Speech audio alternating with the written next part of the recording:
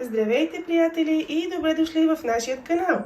В купата съм чупнала 3 яйца, а в тази чинийка натрушавам сирене, защото днес съм решила да ви покажа как да си направите много вкусен бъркан тутманик. Останете с мен, за да видите начина на приготвянето му. Сиренето е натрушено, сега обаче отивам в купата, където разбърквам яйцата, като към тях добавям и малко сол. Към разбърканите вече яйца добавям кисело мляко, слагам 4 лъжички, 4 супени лъжици пълни, 3, 4 и отново разбърквам. Към получената смес прибавям вече натрушеното сирене.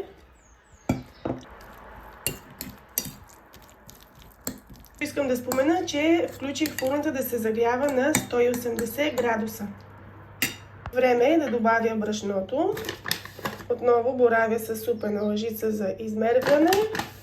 Слагам 4 пълни супени лъжици, не 4, а 7 пълни супени лъжици брашно. До тук станаха 3, 4, 5, 6, 7. Върху брашното отгоре ще поръся 1 чайна лъжичка бакпулвер. Първо ето така ще разбъркам на сухо брашното и бакпулвера и след това с виличката разбърквам всичко, докато се получи хубава смес.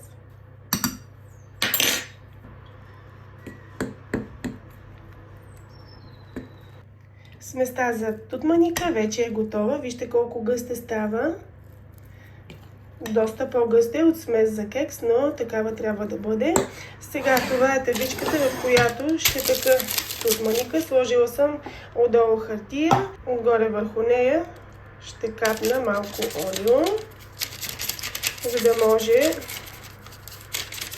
тутманика отдолу да е мазничък. Вътре видяхте, че не съм сложила никаква мазнина.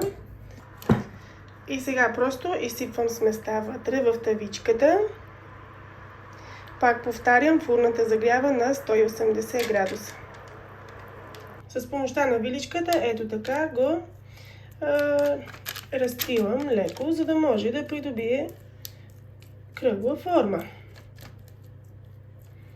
И отгоре поръсвам отново ето така с олио,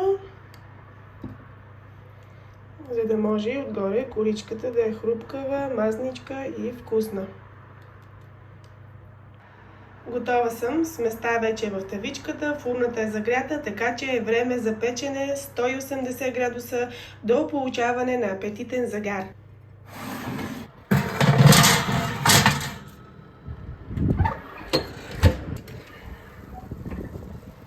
Време е вече да извадя тутманика от фурната, защото смятам, че се е изпекал. Вижте го само, какъв красавец!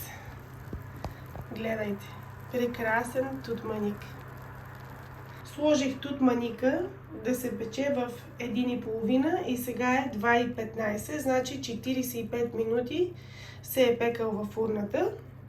Тутманика вече изстина и е време да го разчупя, за да ви покажа как изглежда отвътре.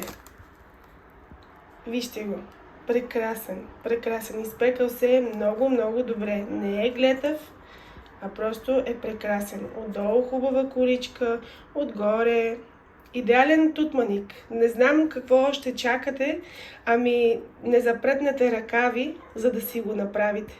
Ще останете очаровани и няма да съжалявате. Благодаря ви, приятели, че бяхме заедно. Ще се видим в следващата рецепта. Бъдете живи и здрави. Чао от мен!